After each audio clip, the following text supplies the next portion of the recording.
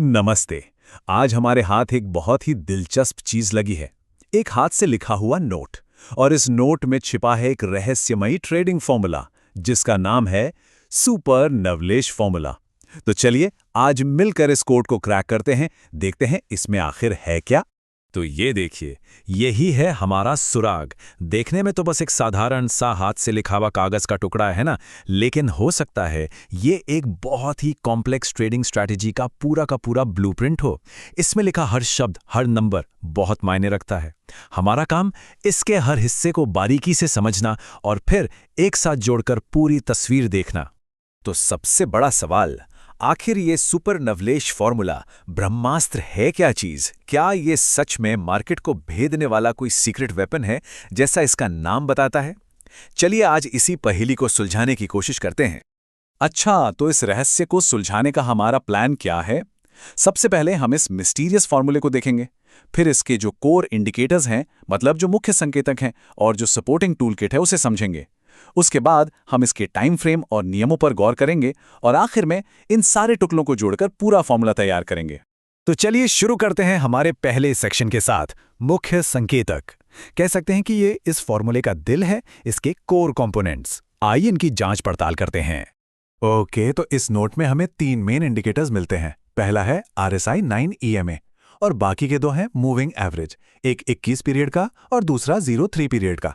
और एक बात, आप गौर करेंगे कि स्पेलिंग मूविंग एवरेज लिखी है, हमने इसे वैसा ही रखा है जैसा ओरिजिनल नोट में था, ताकि हम सोर्स के साथ कोई छेड़छाड़ न करें। तो पहला इंडिकेटर RSI 9 EMA, इसकी सेटिंग बहुत ही खास है। यहां लिखा है लोअर 50। अब देखिए, आमतौर पर ट्रेडर्स RSI में 70 और 30 के लेवल देखते हैं, है ना? लेकिन 50 का लेवल जो होता है वो मोमेंटम का सेंटर पॉइंट माना जाता है। ये सेटिंग इस बात की तरफ इशारा करती है कि ये स्ट्रैटेजी शायद बाजार में जब मंदी का दौर हो उस पर ज्यादा फोकस करती है। अब आता है दूसरा इंडिकेटर, 21 पीरियड का मूविंग एवरेज। लेकिन यहां एक इंटरेस्टिंग ट्विस्ट है।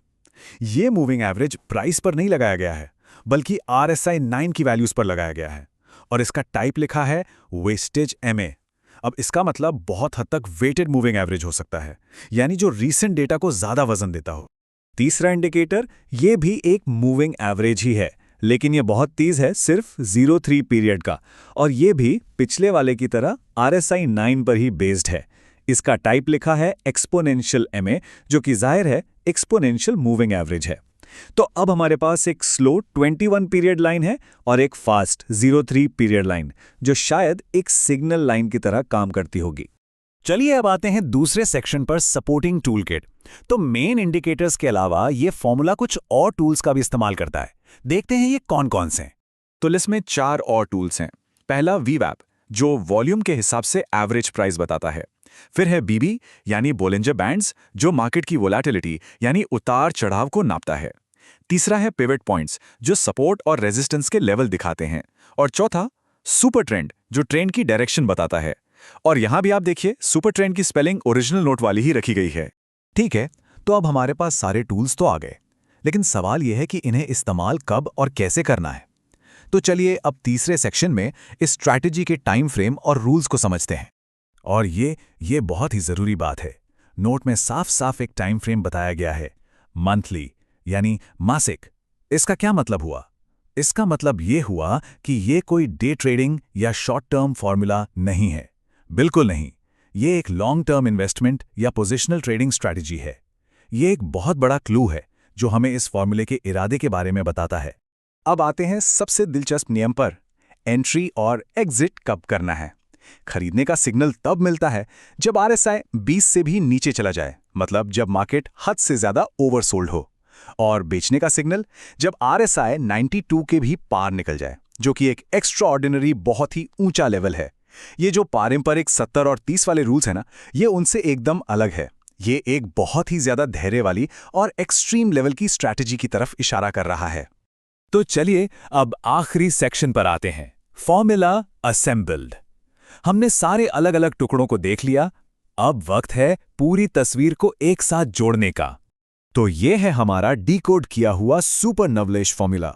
अगर इसे संक्षेप में कहें तो ये एक मंथली स्ट्रैटेजी है। इसके कोर में है RSI पर आधारित 2 मूविंग एवरेज।